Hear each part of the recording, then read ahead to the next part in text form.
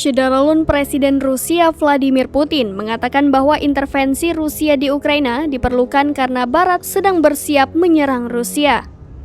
Hal tersebut Putin sampaikan pada saat berpidato di parade Hari Kemenangan Tahunan di Lapangan Merah Moskow yang menandai peringatan kemenangan Uni Soviet atas Nazi Jerman dalam Perang Dunia Kedua.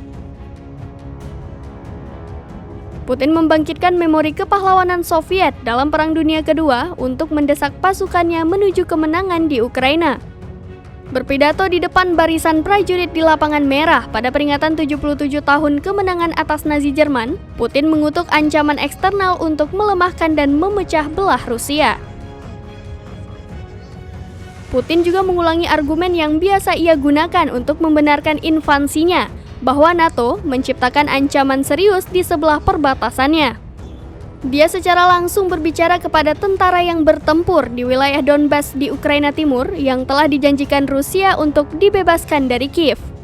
Pidato 11 menit Putin pada hari ke-75 invasi tidak memberikan penilaian kemajuan dalam perang dan tidak memberikan indikasi berapa lama itu akan berlanjut.